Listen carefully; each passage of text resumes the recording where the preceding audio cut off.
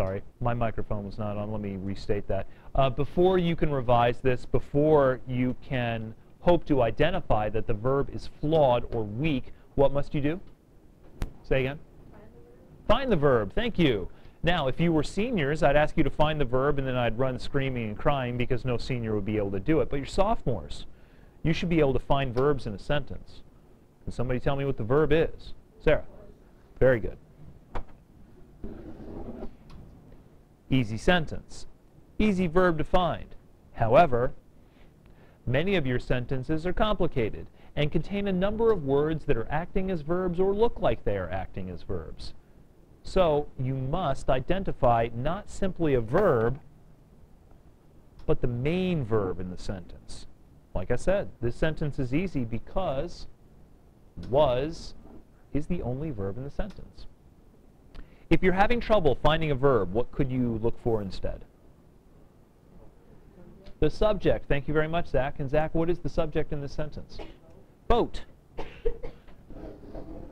All sentences base their content on two words. Subject and predicate, noun and verb. And when I read sentences and I find weak verbs, I don't find weak verbs in strange places all the time. Often I find them in the power position, the central verb. And I can see that pretty quickly. And you can see it pretty quickly in this sentence. All right, we've identified. The verb was is the past tense of which verb? No. What's the infinitive? What's the infinitive? To be. Past tense of the verb to be. I'm sorry?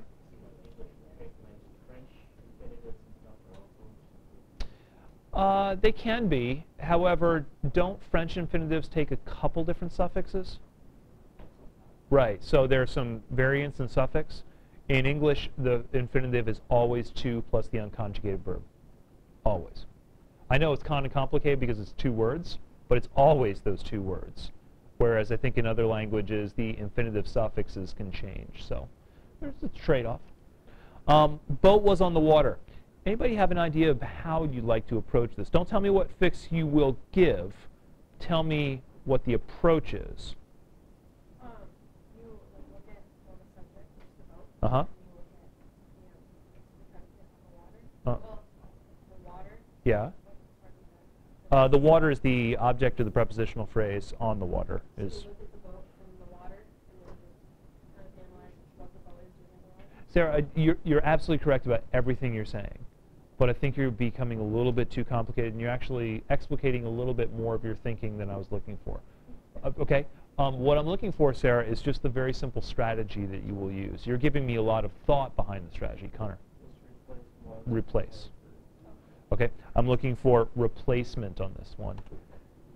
Okay? I've decided to revise by replacing. Does anybody remember which three possible revision strategies I can use for a verb? Replace. Give me a second one, Sarah. Rewrite the entire sentence. And the one in the middle. That's okay. Go ahead. Or I call it rearrange. And rearrange usually means that I'm taking material that's in the sentence and I'm simply moving it around. And that could involve a word transformation. It means from noun to verb. In fact, it often does. It could involve cutting, but it does not involve me totally rewriting the sentence. One of these three will work for the sentence. Now, Sarah, what did you decide we were doing for this one? Replace. Very good. Jake, can you give me a verb that would be more active that would replace the verb was? Nope. That all you've done is change the tense. Give me something that a boat would do on the water. There you go. Floated on the water. Shelby. Come on. Third period, we're able to rattle off about 8 in the space of 10 seconds.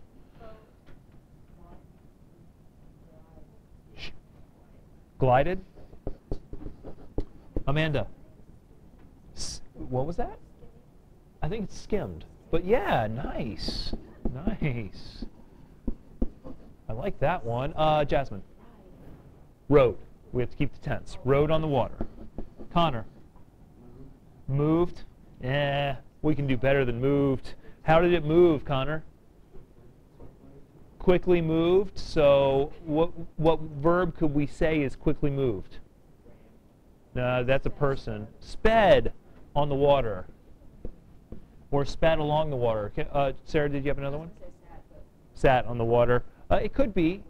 If it's not moving, it's sat on the water. Yeah. Sank in the water. Yeah. That would change the sentence. That would change the sentence. This is a simple replacement. And you can find a better verb.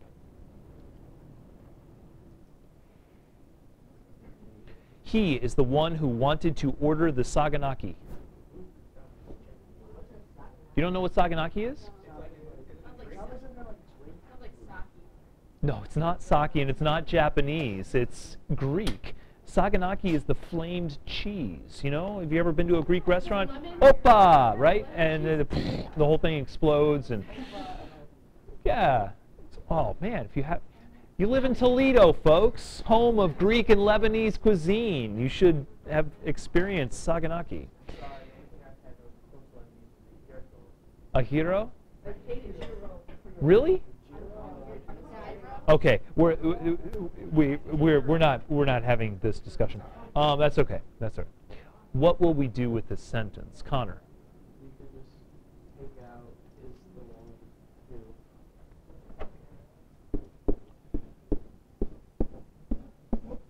who. This is the rearrange strategy. I know we haven't moved anything, but the rearrange strategy involves finding the verb in the sentence, believing that it's already there, and then simply making it the main verb. Now Connor found that he can do that by eliminating all that wordiness between my subject, he, and my verb, wanted. The verb, or the sentence, he wanted to order the saganaki, says the exact same message as he is the one who wanted to order the saganaki, and in my original sentence is weakens the voice.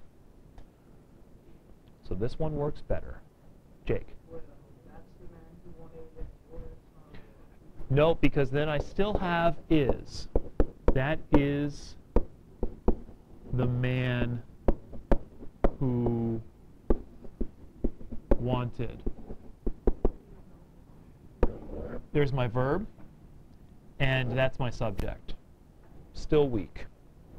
Just say, this man wanted to do this.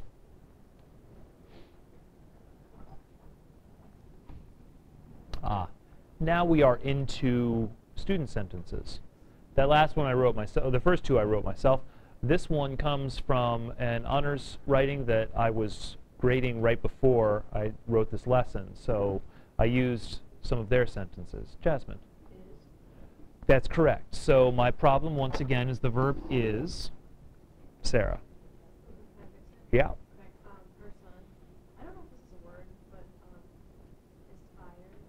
It absolutely is a word.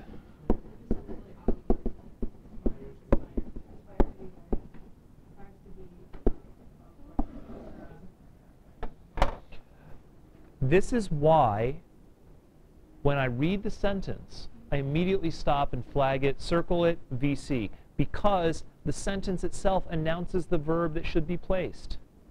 Aspires. The student understands the word. The student used the word. However, the student did not take the word and throw it in the power position. That power position is the verb position. And now look, that sentence is stronger. Her son aspires to be a writer. Not her son is an aspiring writer. Is an aspiring writer is inactive, slows everything down. Her son aspires to be a writer, stronger, and obviously this writer is comfortable with using the verb. Jake, did you have a question? Sort of like aspire, does that mean he wants to be? Yes. However, it's stronger than he wants to be. It implies that being a writer is his hope and dream. That it's grander than wants to be. But you're correct, Jake. Yes. When I see her son is an aspiring writer, to me he's sitting there thinking about being a writer. When he aspires to be a writer, he's taking steps toward it. He's active.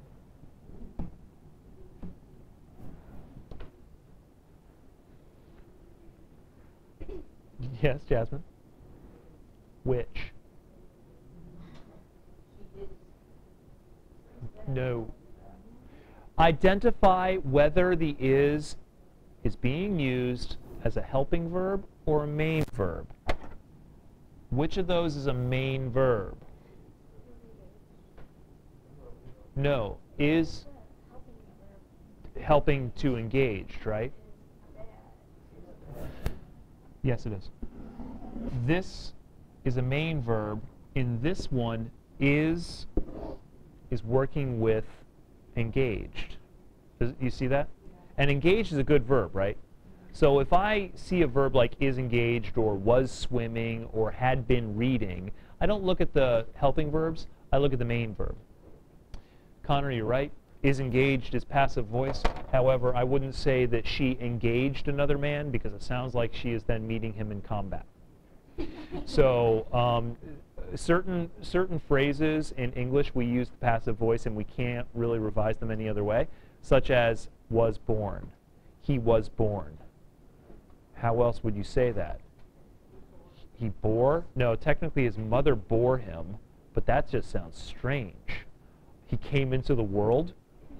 That's weird too. Spanish actually has another verb, either being born, we just don't know. An active verb that we can... Like there's the act that the mom does and there's what the baby does. That's an active verb? That's awesome. English does not have it. Yeah, English is... Connor, thank you. I'm glad you made that connection. In English, we only have the passive form. And traditionally, we say is engaged in the passive form as well. So this is one of those acceptable uses. Jake? The only problem seemed to be she was engaged to another man. Seemed is not the verb is, but it implies appearance, uncertainty, and the verb is, in the original, is very certain. So now you've included some information in there that wasn't originally there, this uncertainty idea. I'll tell you what, third period had a problem because, well, they had a problem until I identified what they were doing wrong. Their mistake was in holding on to the word problem too hard. They wanted to keep it in the sentence. Sarah? You would just cross off what she was engaged to another man. There's the problem. Can somebody give me a single word that sums up the only problem is that? Oh, I'm sorry, I should not have eliminated the she. No, a single word. The only problem is that. I'm sorry? Thank you very much, Josiah.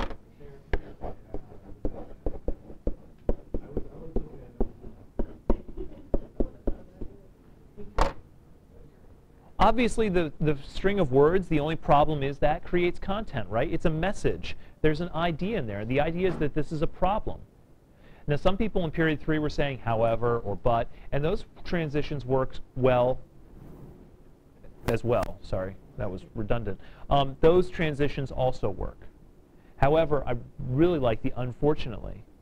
It says that this fact, she's engaged to another man, is a problem. But it says it in one word that you use comfortably. You've encountered the common writing error of an example is. Some of you may have written it in your latest QAR.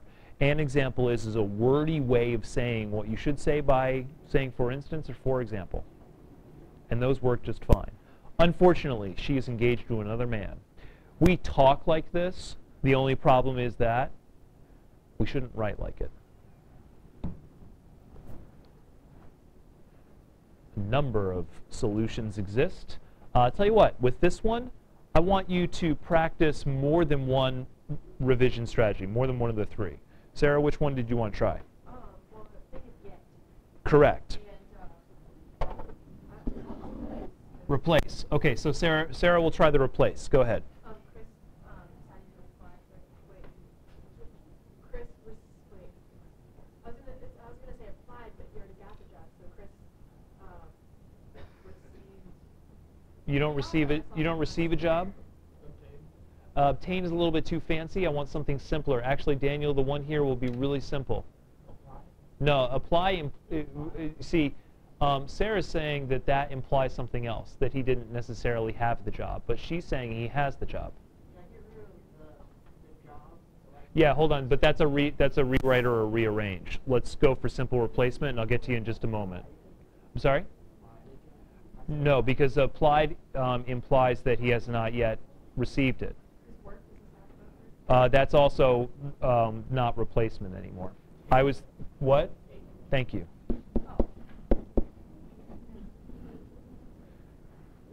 Chris decided to take a job as a stockbroker. We often talk about taking jobs. And take is a much more comfortable way of saying what Daniel offered, which was obtain. Remember some of my rules of thumb for verbs. If you wouldn't speak it naturally, you shouldn't be writing it. Does that mean you should always limit yourself to the narrow vocabulary that you may have? No. You have a larger vocabulary than you think. You just don't use most of it. Usually you use the verb get and have and is and use nothing else. But you can use much better verbs. Chris decided to take a job as a stockbroker. Now, Jake, give me another revision. There you go.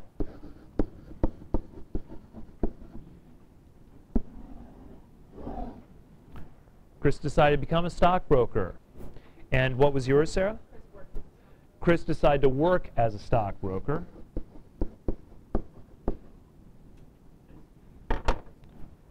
Become, work, take, all better than get.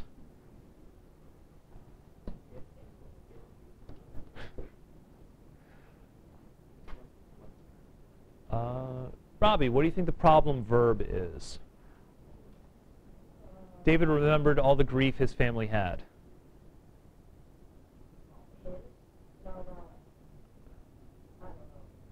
Well, can you identify? I'll give you a hint. This sentence contains two verbs. Can you identify them? Nope. Okay, Jasmine? Had. What's the other verb? What's the other verb? Daniel. Remembered. Daniel, out of those two, which one is not the problem? That's correct. Remembered is a good active verb. So we are focusing on had. Replacement. Let's start with replacement. Oh, wow. Shelby. David remembered all the grief his family Experienced. Hold on. Experienced, while fine, a little bit too neutral. We're talking about grief here. We want some negativity laced on this. Jasmine? David remembered all the grief his family Faced. Faced is slightly negative. That works. Robbie? Overcame. Yeah, yep. Because that implies obstacle. You would have to say persevered through, because persevered always has to be through something, and I don't like ending a sentence with a preposition. So it's a good verb, but not in this position of the sentence. Suffered. I love the verb suffered. Why? Because it fits all the criteria that I'm looking for. It's specific, contains a nice connotation that you're looking for, the negative connotation, and it's something you could see yourself saying. I suffered. Yes, people speak in that way. Yes. No, I don't love the idea of suffering. I don't love the idea of... Yes, I love suffering. No, it's an admiration for the power of that word. Right. Actually, in terms of the ideas, I like the idea of overcoming challenges more than I like the idea of suffering challenges. But this verb's good. Can somebody give me a non-replacement? Can somebody rearrange, perhaps? David's family remembered. But that changes the idea. Keep David remembered. Oh, wait. David remembered. Okay, David remembered the grief of his family? Yeah, that works.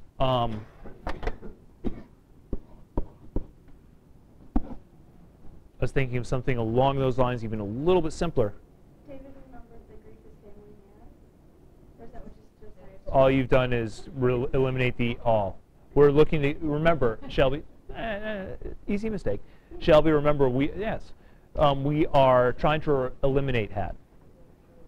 David remembered his family's grief? His family's grief. I like that one.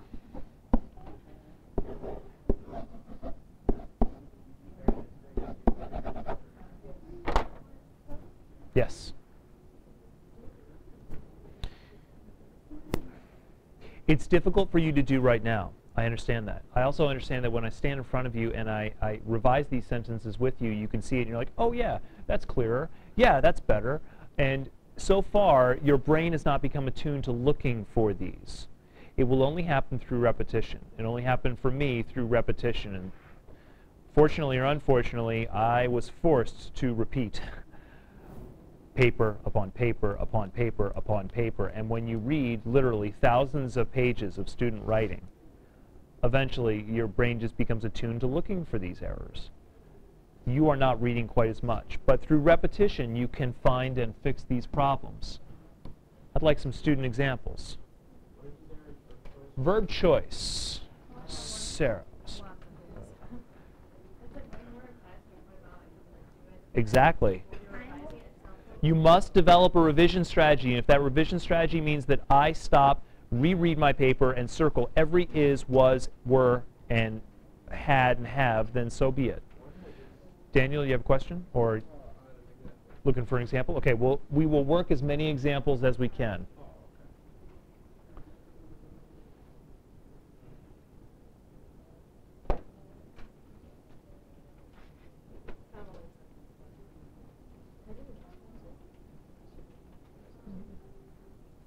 Don't think about your example. Let's think about Sarah's example.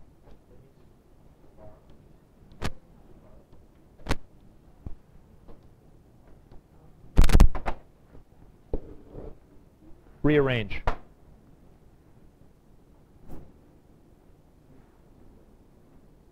Josiah?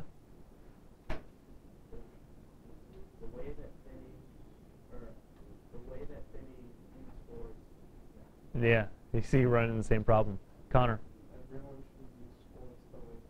Thank you. Everyone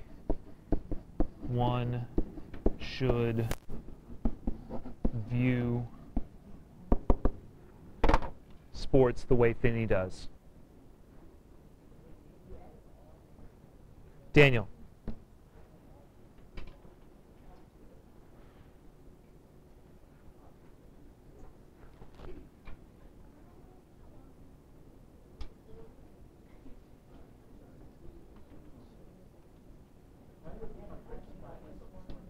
I'm sorry? If you became rich, you'd buy yourself something better than a smart board. But same idea, yes. I would love to have a smart board at home. Well, just what you realize about a smart board is when it comes to the definition of the resolution, it's very low resolution. So you could do smart board with a nice high resolution projector that might cost $10,000. That would be nice. Yes?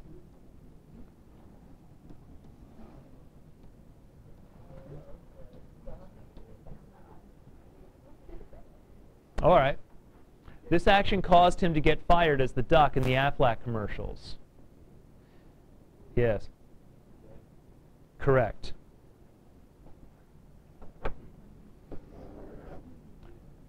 I'm sorry? What did he do? He made insensitive jokes about the Japanese tsunami and earthquake. He made insensitive jokes, I believe, the day after. And he tweeted them on his Twitter account so that... Rewrite. Here's how you should do this. Get fired should actually be fired. Caused him to be fired. We often talk about getting fired, getting married, and so on, but we should be saying being fired, being married. We take be out and we throw get in. But I want to go a little further than that. Who is doing the action? Aflac. Write your sentence.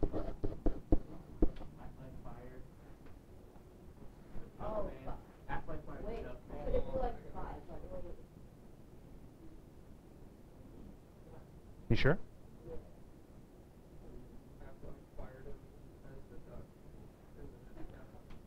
Or you could say, right, you've got the right idea, Daniel? Yeah. His action is caused him to get fired by him. But that's what it says. His actions caused him to get fired by Aflac. No. Daniel, you had it, but here's how you begin with a prepositional phrase. because of these actions, or after these actions, or due to these actions. And then you've got the intro phrase, Aflac fired him as their duck. Now, Aflac fired works much better. Fired is good. Fired is good. Jasmine.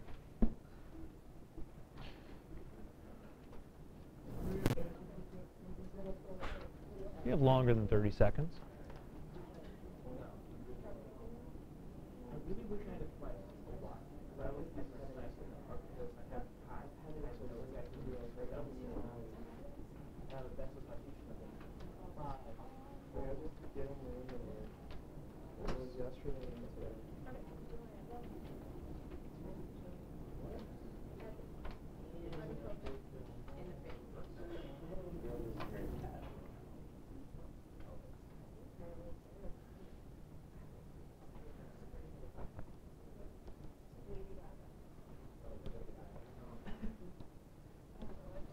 I meant no disrespect, and my thoughts are with the victims and their families.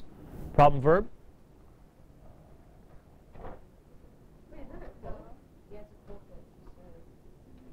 Did I flag it? Yeah, you did. Huh. Must have been going through too fast. I'm correcting Gilbert Gottfried's. Okay, so let's fix Gilbert Gottfried's language. The, not a verb. Are.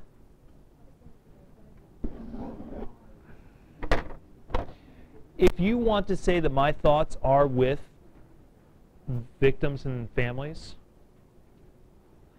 yes. I'm sorry? My thoughts go to the victims and their families? Not bad, not bad. I was thinking more of a rewrite than a replacement. I was going to say my sympathy follows the victim. Or how about I sympathize? Sympathize with the victims and their families.